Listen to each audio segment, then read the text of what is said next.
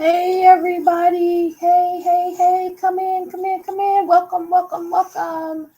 I'm kind of excited to talk about Jeffrey Dahmer.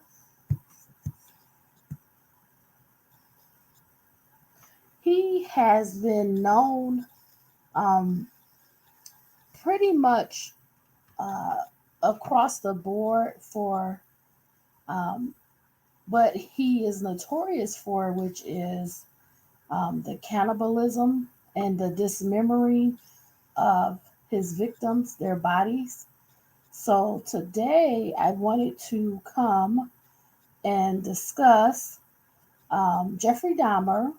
The reason I wanted to talk about him because I feel that we can learn a lot from Jeffrey Dahmer.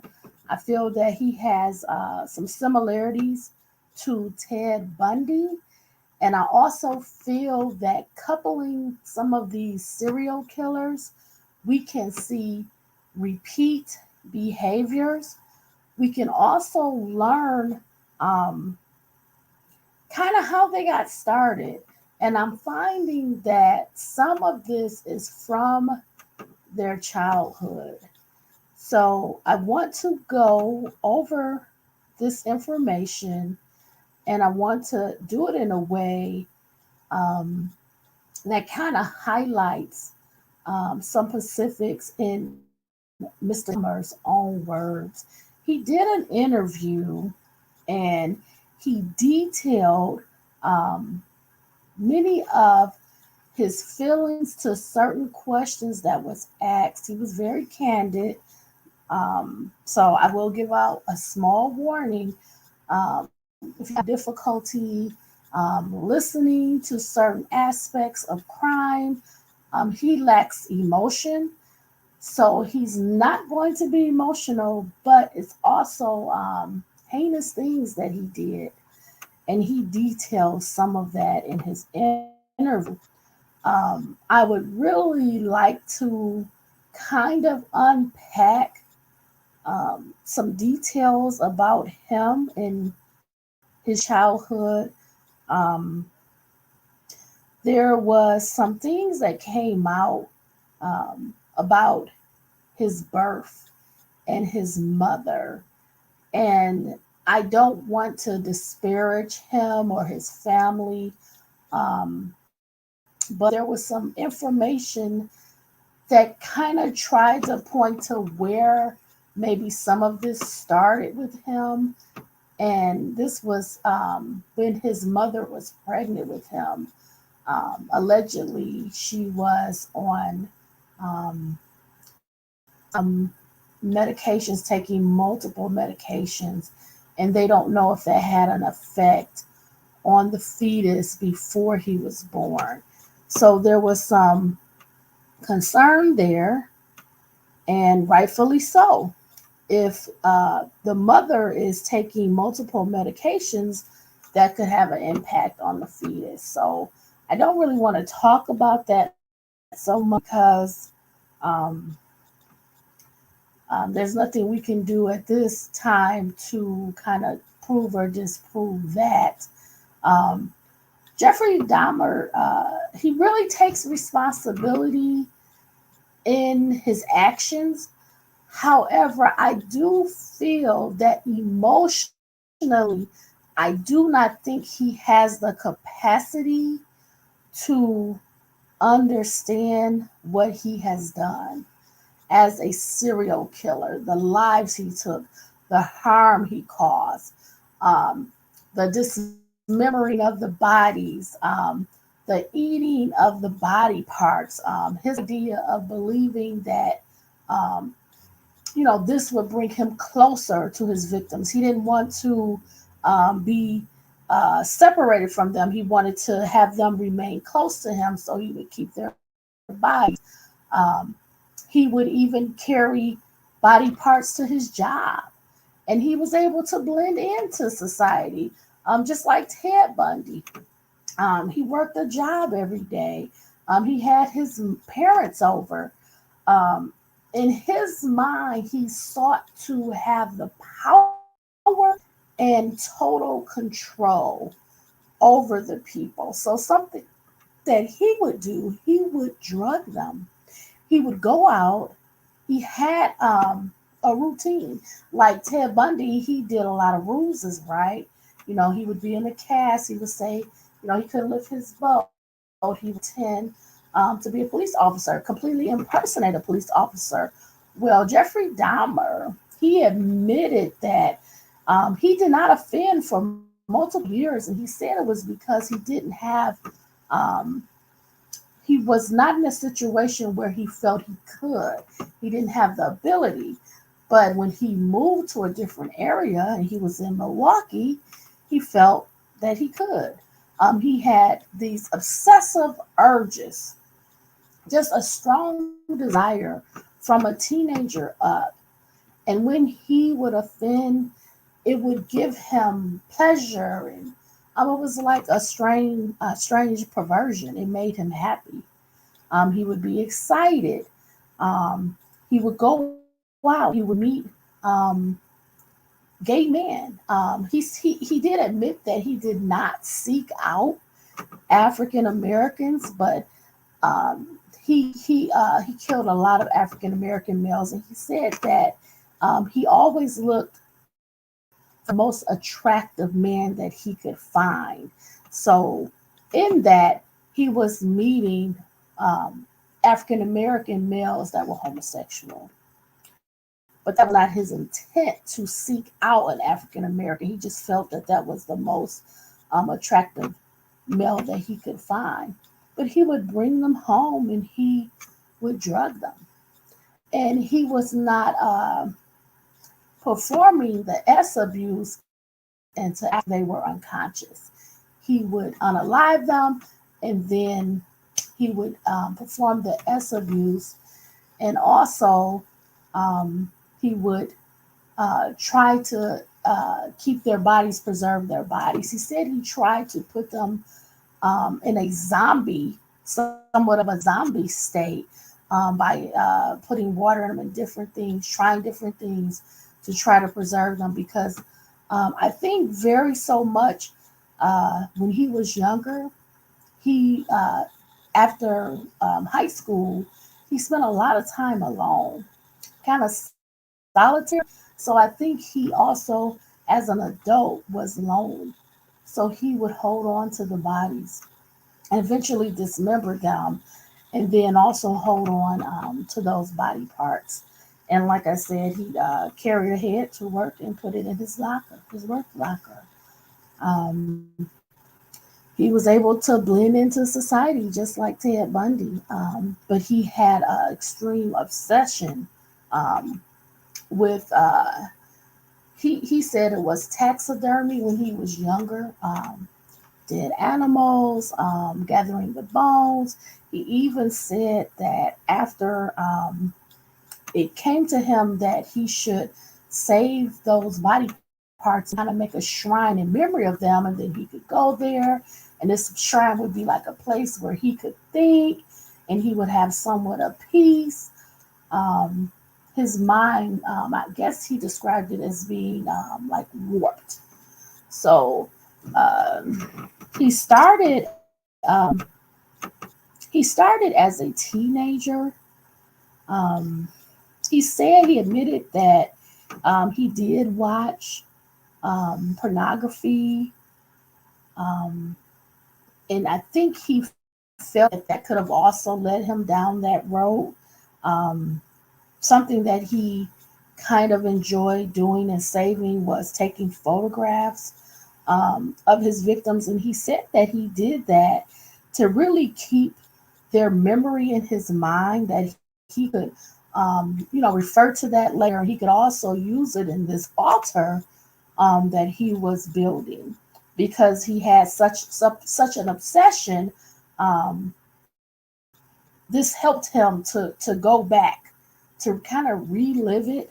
um, but he was really known to be quiet, shy in his demeanor. But under that, just like Ted Bundy, he had the ability to manipulate strangers. like Ted Bundy used the ruses, he also, would go out, would go to clubs, would try to pick someone up from there. He said he would go to bath houses. He was always seeking a victim, someone that he could bring back to his home and then, um, have his way, take control. He very much so wanted to be in control. He wanted to be the dominant person, and he had a fantasy life. When he was a teenager, he started to have fantasies and things like that. And as he became an adult, he felt that it was like a perversion, that he felt like he was evil, but he created a ritual, and that was something that he stuck to. He would go out to the club, he would drink, and he would meet someone, and then he would give them a sleeping pill, and then strangle them. So um, he he had I don't want to mention this part so much because it is something as part of that ritual, but he would watch a Pacific movie, and that would make him feel very, very evil. I think that brought maybe even some guilt to him. Um, but his mind, it was really warped because he had so many obsessive thoughts. Um, at some point, he wanted to, he had the urge to kind of expand. And I think he described it as branching out and doing more. This compulsion was so strong that it was not enough. So that is how it led him to become a cannibal and eat the flesh. He would eat the heart. Um, he said that made him really feel like he was a part of his victim, that they would be with him. And again, um, he would try to keep them alive, and they would be, he described them like a zombie state, where he would try different things. Nothing, he said, really worked to keep them alive in the zombie state, but he did try to do that. Um, when I watched some videos, and they go back to his childhood, some of the people that knew him, um, they described his behavior. For example, he was a heavy drinker, and he would have alcohol when he was at school, in high school. Um, Another thing they described was how he had gotten into so many of the senior pictures and groups that he was not involved in, like the National Honor Society. He would get in their picture, and they actually had to blot his face out of the picture. So that was really, really strange. Um, Something else that I noticed that he said in his videos were, at times, like he would have unaliving, but he would not have memory of it. So he would wake up the next day and he would say he did not have memory of unaliving this person. He thought, oh, they would wake up and they would still, he would wake up and they would still be alive. That person would still be alive. And he didn't have memory of the strangulation. He always said in his interviews, and I believe he said at court that it was not, I know he wanted the victims' families to know that he really believed to himself that it was not his intention to harm them, harm his victims. Um, and I think maybe that's where the memory loss comes in. He described one incident where one of the people that he had in his apartment had escaped, and the police were called. And the police came into the apartment, and he actually had someone that was unalive in his bedroom, and then he had the person that had away, but the police brought him back, and he was able to manipulate the police, talk them into leaving the person that escaped with him, and then he unalived them. But he goes in one part of his brain to say that was not his intention. His intention was not to harm the victims, but that's exactly what he did. So there's some kind of dissociation going on from what was actually happening and then what his intention was. They're far apart, right? Something else that he connects very much so with Ted Bundy, he talks about his childhood. And he's asked in videos very specific questions about his childhood.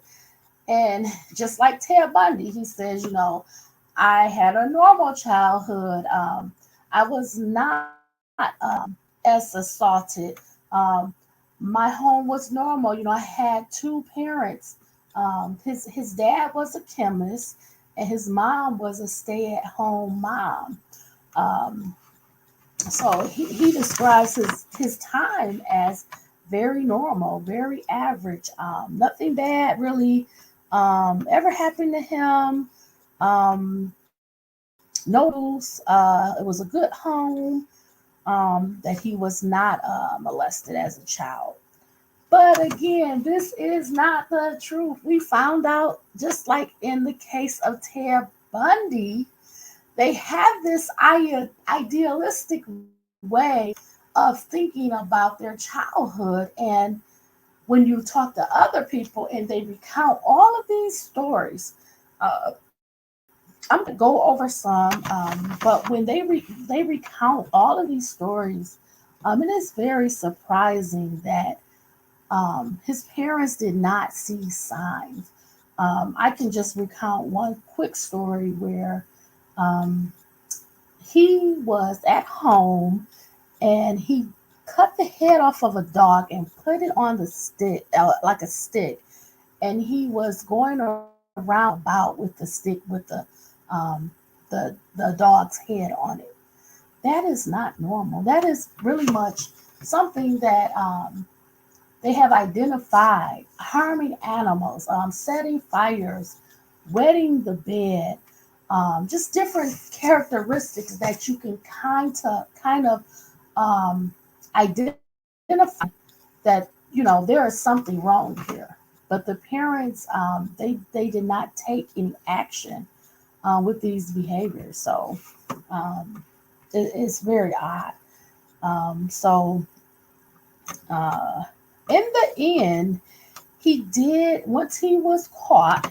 Okay, so remember, nobody ever wants to get caught, and he even says in some of his interviews that if he had not been caught, he felt that jail was the best place for him and that he should be unalive as part of his punishment and sentencing. But he felt that if he was free, he would continue to offend. And this was the best place for him, jail or prison, because he would harm others. And when he was in prison, he lived a very, very solitude life. Just like when he was younger, right after high school, he did not have a lot of friends, did not have a lot of people over. When he went to prison, he, excuse me, he lived a very solitude life. He would try to do things where he would minimalize his interactions. So he would stay up all night while everyone was sleeping. He wouldn't sleep. He would get up very early. He would eat and then return to be by himself. He would go back to sleep, then get up, eat, and go back and be by himself. So he really did not want to have encounters. He did not want to really fix things, because I believe that that was the surface level of an apology, regret. Although he said he did find Jesus Christ and that he was making these changes and these were like the right things to do. However, he does not want to really be questioned. He does not want to be confronted about what he has done. He began to wear glasses, so he would not see people. He would have like blurry vision. He just he saw a lot of fascinating things in this interview. So I encourage you to definitely check out those links, um, read the videos.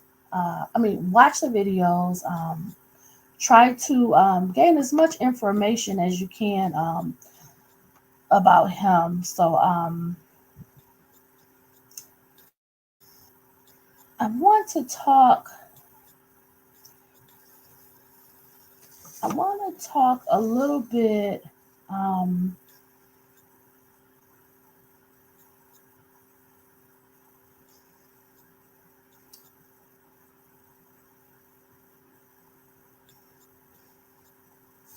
let's see. Is there anything else?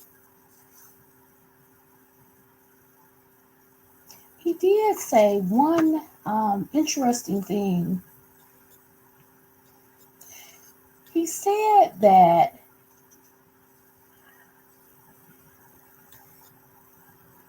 he didn't think that anything could stop him from offending, and that the therapy that he was receiving while he was incarcerated, it did not help him. I think this is a very important statement, and I think it goes to um, the level of dangerousness of a serial killer such as Jeffrey Dahmer. He has taken accountability. However, I don't think he has the ability. He's not able to process that information appropriately. So him taking accountability is not the same as someone that has a normally functioning brain, because um, he's not addressing it. He's going to apology. He'll be able to answer questions, but he doesn't have the full capacity to process what has happened, what he has done.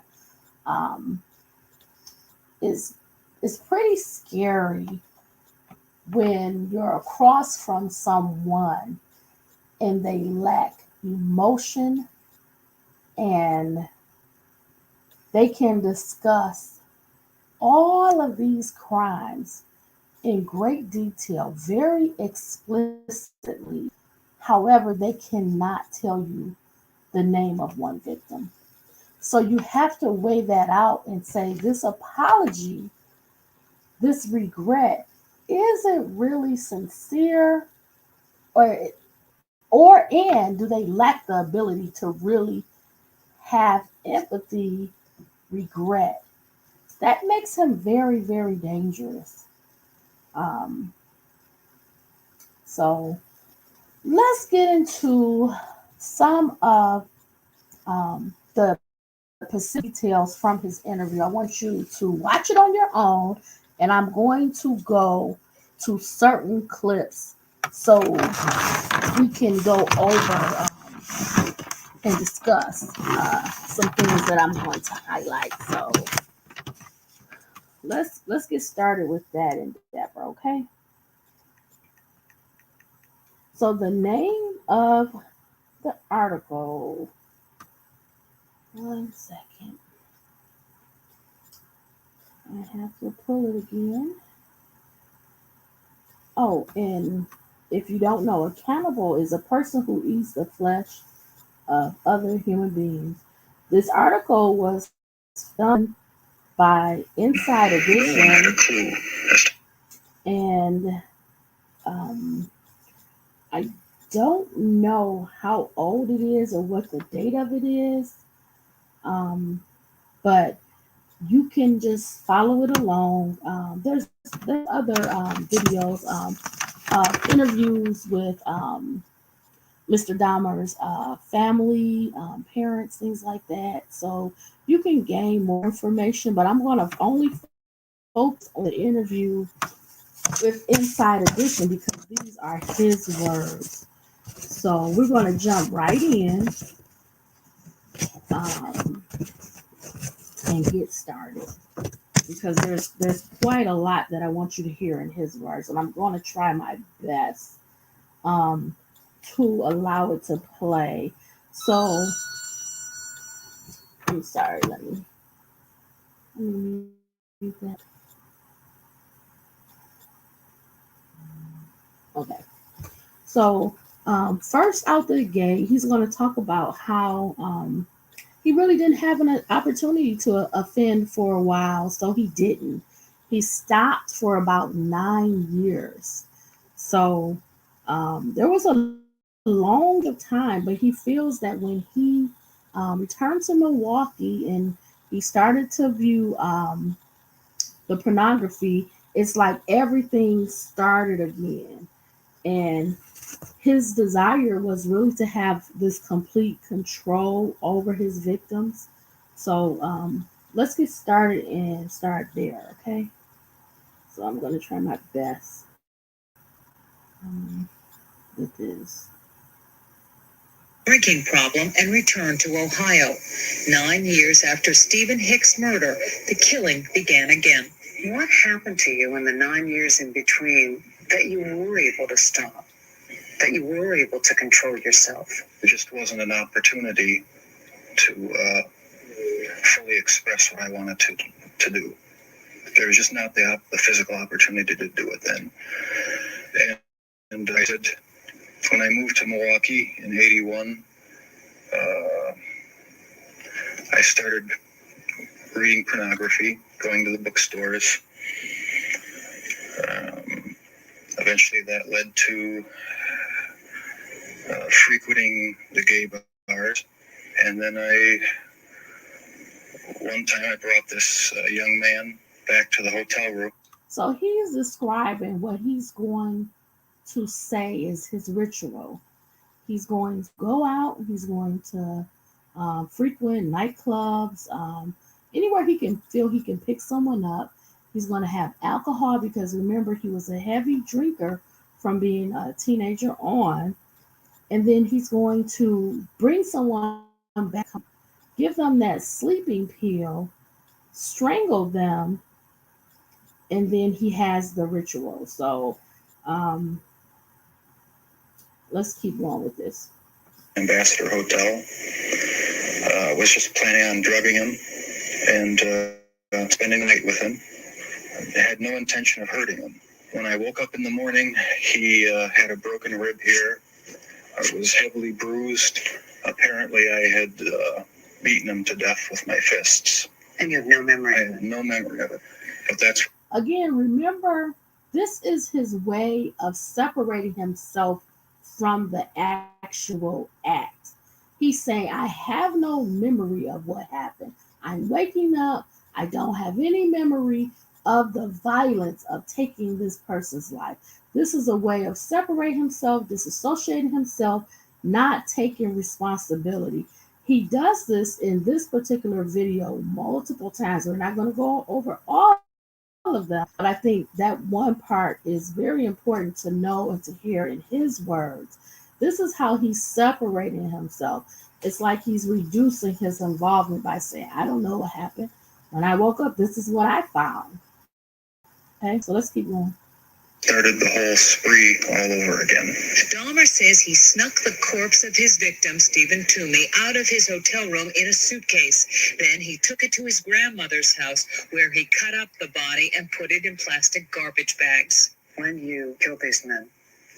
So many of his victims, they were not able to have a proper funeral because he dismembered them. He would get rid of the body parts. So this was very difficult and heartbreaking for the families. The dismemberment, the getting rid of the body, things like that, that caused them to have extreme grief. Afterwards, were you repulsed? Were you upset? No, at the time, it was almost addictive. It was almost a surge of energy. And this is very scary. With a heinous act like dismembering a body, the body parts, taking someone, putting them in plastic bags, dismembering them, taking the time to cut them up physically. This is time that he's having with them. And he's not describing it as disturbing, unnatural, horrifying.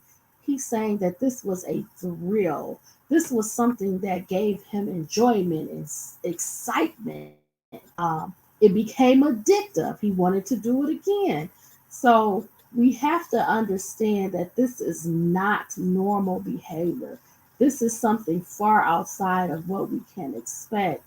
And this is why he was able to really go so long because he didn't really have any regret. That's why he said he would not have stopped. He would have continued to offend, to be a S offender, drugging men, hurting them.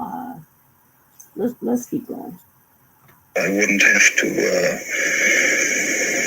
worry about any of their needs or anything. I just had complete control of the situation.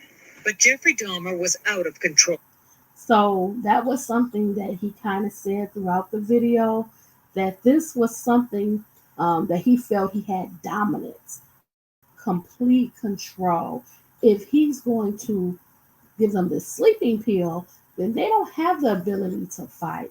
They don't have the ability to decide if this is something they want to do, they don't want to do, they want to stay, they don't want to stay. He took all of their choices from them, right? They couldn't leave. Um, it put them in a very vulnerable state because they were pretty much under and um, again, the solitude, I believe, is what helped him do it for so long because um, by him drugging them, it allowed him to have the control, the dominance that he desired. If they had to date, go out, build a relationship, he wasn't capable of those things because he lacks emotion. He doesn't have time to build a relationship, to see if someone likes him, to go out on a date, to have normal conversations, to even allow consent. This is why he's drugging them, because he can have the total dominance without the submission, without the consent. He's a very, very dangerous person. Let's move forward. I guess we can hear some of it in his own words. Don't want to take a lot of time on hearing this, but let's go. Was there any kind of ritual you went through? I go to the nightclubs, drink, watch the striptease shows, and if I didn't meet anyone at the bars, I'd go to the bath clubs and meet someone there, offer them money, and we'd go back to the apartment, have a few drinks. I'd have the sleeping pill mixture already prepared. Person would drink it, fall asleep, and that's when they would be strangled. Okay, so if he didn't have bad intentions, why would he have had so much preparation? He already knows he's going to offer them money. He wants to bring them back to the house. He already has prepared the sleeping pill that's going to drug them so they can't have the ability to say no, to fight back, to leave. This is planning, this is premeditation. So when he says, my intention wasn't to hurt them, this is what he did. This was a ritual. This is what steps he took. And the strangulation was how he subdued them. And then he did the other things, the S abuse, the holding on to their corpse, their body, and then the cannibalism. Let's go on further. We're going to talk, listen to how he describes just how his thoughts are. Very obsessive, very just a warped mind. Very graphic. I started having these obsessive thoughts when I was about 15 and 16, and they got worse and worse. What were your fantasies about? They were sexual fantasies of control, power, complete dominance. They became. So again, the same thing over and over, the dominance, the control. These fantasies that he started when he's saying he's 15 or 16, or Ted Bundy, he started about 14. So we can also see similarities at that age. You're a teenager now, you're coming into manhood. You're not having normal thoughts. You're not about, he wasn't thinking about dating, being in a relationship. And he also said that he had some issues about his sexuality, about homosexuality as well. Let's go a little bit further, where he's talking about dismembering the men. Reality. Was there pleasure in that fantasy? There was excitement, fear, pleasure, all mixed together. Jeffrey Dahmer fulfilled his fantasies by murdering and dismembering 17 young men. In time, his desires became more extreme. Okay, so if this is difficult for you to hear, it's going to get more explicit.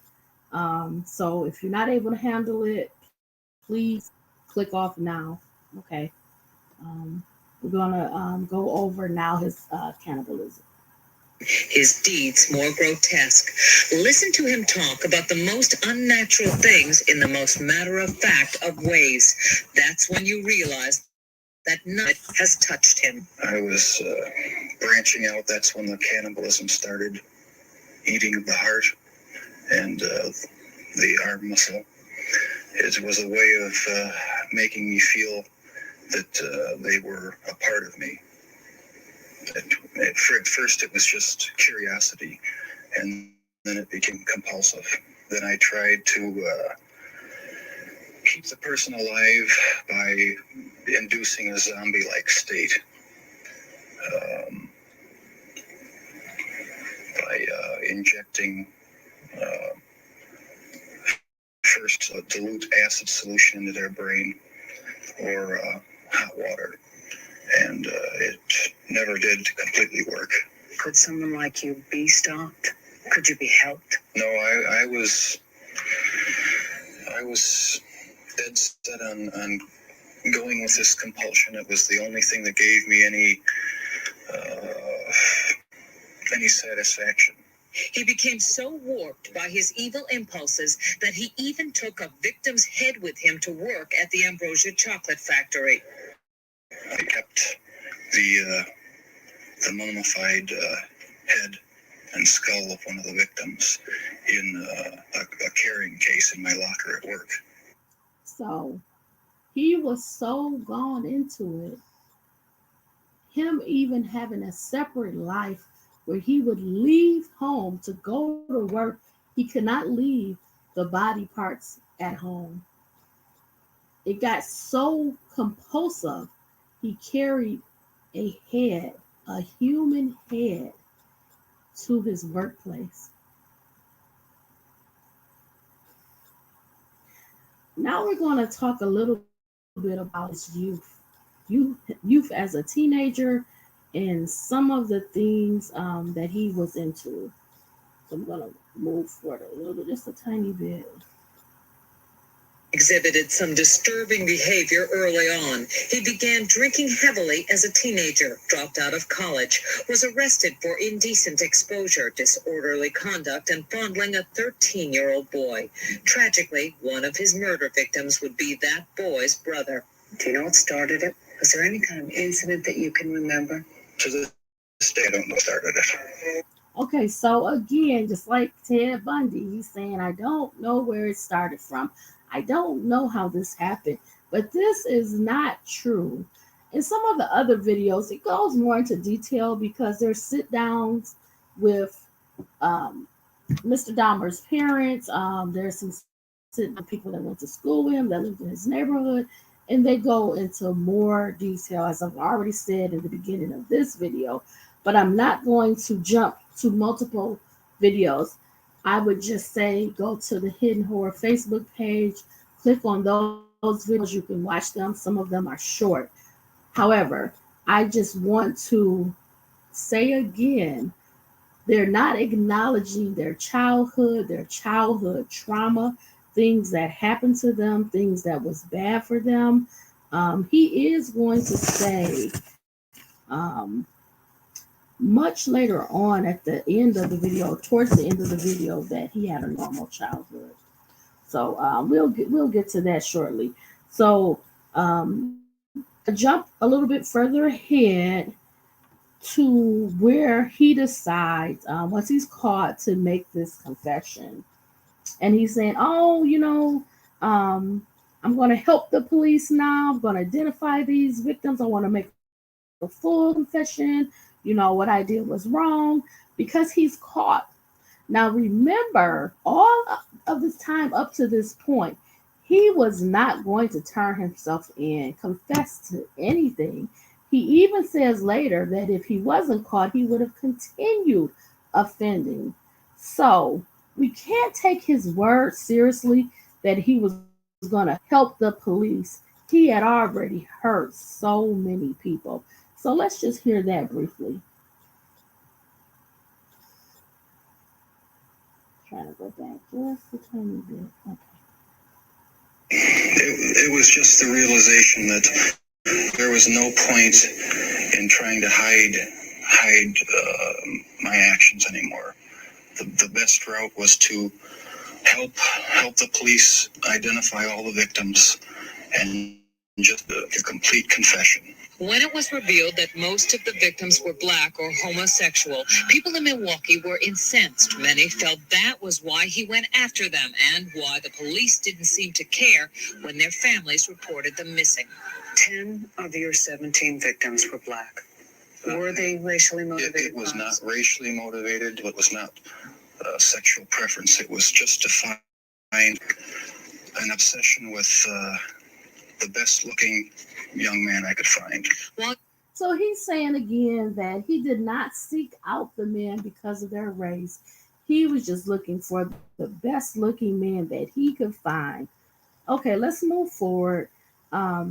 He's going to straight up say, just outright, that there was nothing that was going to stop him. This feeling, this urge, this obsession, this compulsion was so strong, he did not feel that anything would stop him. So let's hear his words.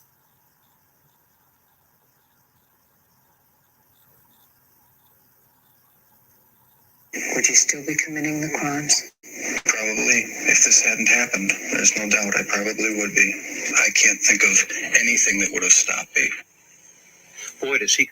Okay, those are his words.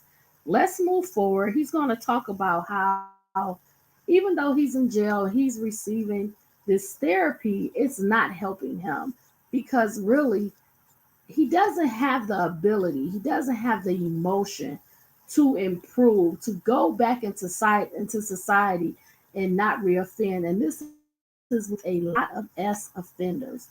They have a very, very low chance of changing. That's why the rate for them returning back to prison is so high. So let's hear a little bit about his thoughts on that.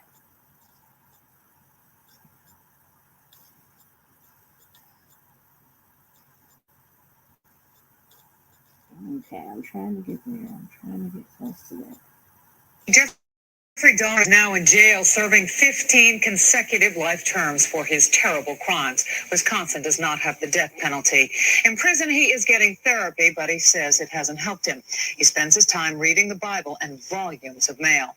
I asked him if he was afraid of what might happen in prison, and he said, no. What difference does it make if someone comes after him because he doesn't care if he lives or dies? He prowled gay bars, picking up men to...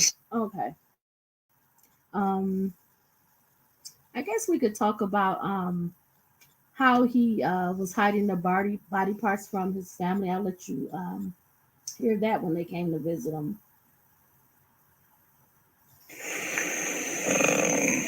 sirens and stuff in case anyone broke into the apartment. And although his victims' body parts were in the apartment, when his father and stepmother came to visit, they detected nothing. They said it was absolutely clean, perfect. Right. How'd you hide from them? Everything was locked up, either in the freezer or in the file chest. And so there was no evidence laying in the. So he's saying that when his family would come to see him, he hid everything, that he put the bodies in the freezers. He locked everything up. He also described having cameras and locks on the doors. So if somebody broke in, he would like a alarm system that would warn him. He talks about an incident with the police and how he was just able to manipulate them, and he ended up killing the victim. So let's hear that. There was nothing abnormal about the look of the apartment. Andy almost got caught after a 14-year-old victim escaped into the street naked and bleeding. When neighbors called 911, Dahmer managed to talk his way out of trouble. During the incident where the police were called, and the young boy was returned to you, that didn't wake you up at all? The police on your doorstep? They were in the apartment. They were actually in the apartment, and there was a dead young man in the bedroom on the floor. I couldn't believe it when it turned out that they didn't see anything. I couldn't believe it. And yes, it did shock me, but not enough to quit. That's how strong the compulsion was. So he's saying that even though the police came, they returned this young teenager, this young boy that had escaped. He was 14 years old. He escaped his house.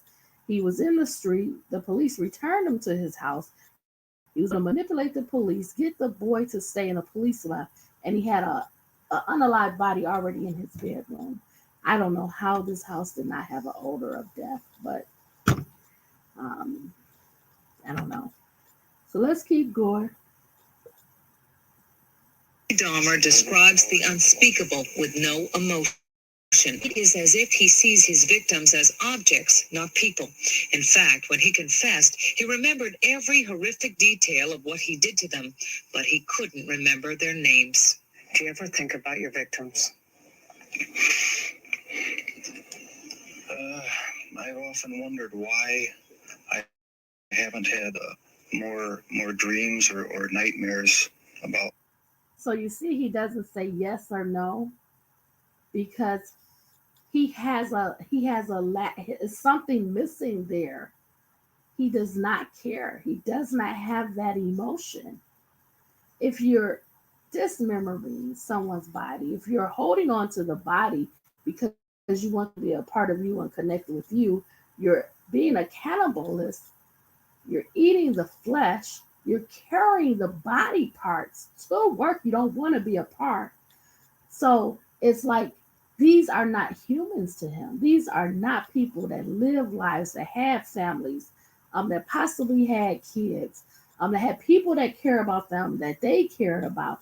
He's lacking that emotion. Okay? Let's go to how he doesn't want to think about his crimes. Because if he has to think about his crimes, he has to acknowledge what he did, which would force him to tap into some emotions. And he doesn't want to do that. He's going to hide behind that. So, with those glasses. Okay, let's play it. Sleep until about 4 o'clock in the afternoon, eat dinner, and then spend the greater portion of the night watching TV. He is up all night because he cannot face the daylight and the monstrous crimes that put him behind bars. I try not to think too deep of anything because then I get depressed. I try to figure out why this happened, what started these thoughts in my head at such a young age, whether this has any meaning to it or whether this is all just a horrible coincidence. That he's not thinking about that. He doesn't want to acknowledge what he did because he would have to unpack it He would have to deal with it. He would have to face it. Um, he would have to connect to all of the victims as people. That's why he didn't know their names. He knew everything he did to them, very explicit details, how he did it, where he did it, what he was thinking, how it made him feel, but he cannot recall any of their names because he's disassociating himself from the actual crimes. Let's go to how he talks about this childhood and how he had a good childhood and he was raised in a good home where there was no abuse. He had a normal childhood. Reminds me of Ted Bundy, right? He said very similar things, and in reality, this is not the case. So let's go to that. We're wrapping it up now, getting closer to the end. In a number of ways. And the very fact that he necrophiled his victims is a clue that he felt extremely rejected, abandoned, and he couldn't even have sex with his victims while they were alive in cases. He had to kill them first. Were you molested? Never. In your childhood, do you have any memories of anything that you would associate with what you became? No, that's the strange thing. I can't pinpoint anything. So there was nothing in your childhood? No abuse, no physical abuse, no verbal abuse. It was a normal childhood in a good home. Something went awry in my thought life. I don't know why. He grew up on this quiet tree. So he, just like Ted, is going to refer to something that has nothing to do with why he has taken this path at an early age. Ted blamed looking at these magazines. He may blame the drinking of pornography, but that is not the case. That is not what led him down this dark, evil path. Um, they kind of talk about his parents a little bit. So let's hear that. Let's hear that.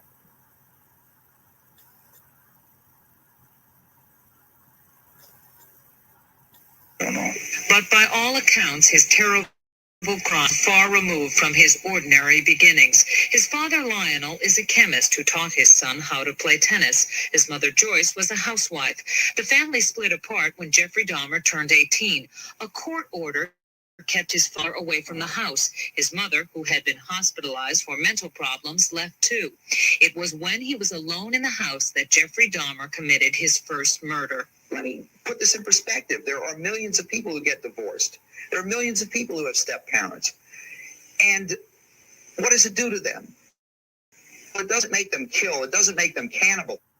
So, again, they're talking about his childhood, his family life, how he had two parents, a mom that was at home.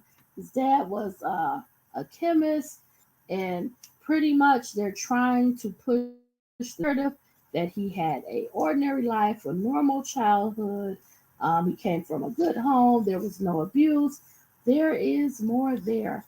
What I'm going to do, I'm going to commit to doing a separate video and focusing more on Jeffrey Dahmer's childhood. So I will commit to that. I will put some stuff together and I will share it and come back and do a video that will be more focused on his childhood because this is not the case. He did not have a normal, healthy childhood. He had some experiences when he was younger.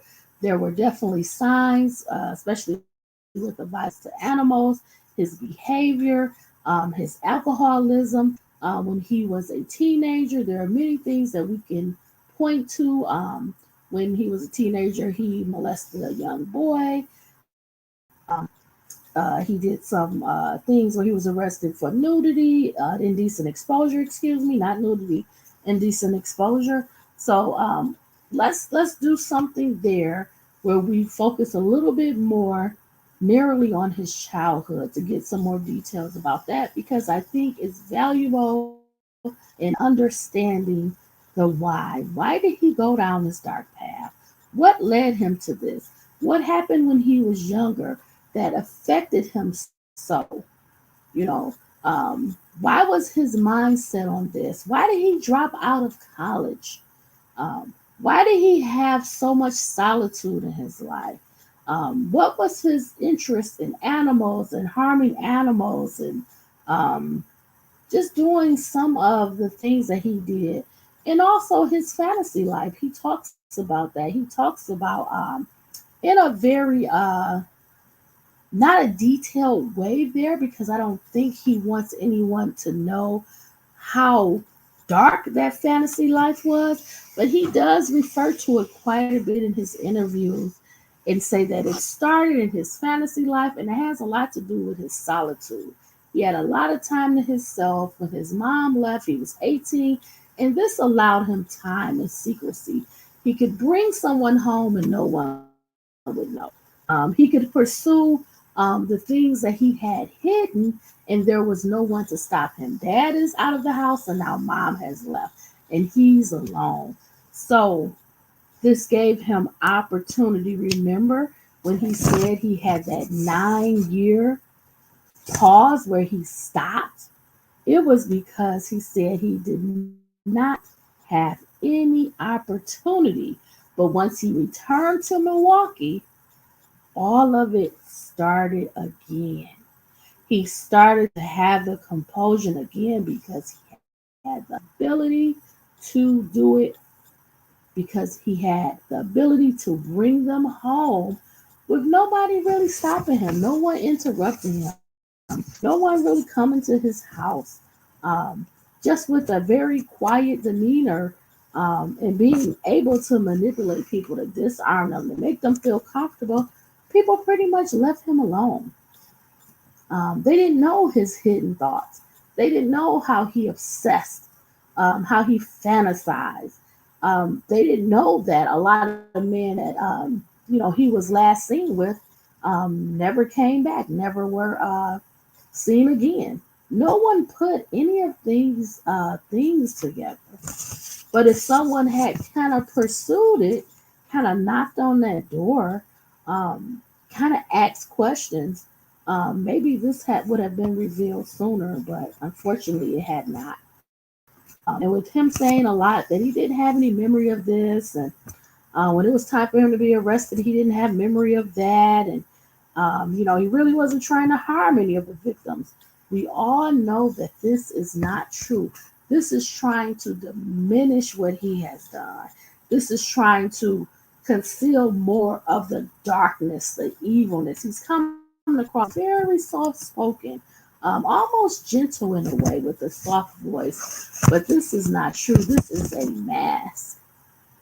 This is a mask. Because you always have to remember what his intentions are. He's going through a ritual. He's seeking them out. He's drugging them. He's unaliving them. And now he has what he describes as dominance and total control over them. And again, he says, I deserve this death penalty, right? That I'm in jail and this therapy is no help for me because I'm not changing.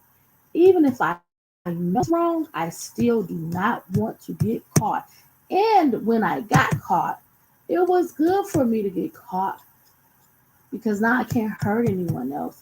Because if I was free, I would offend again.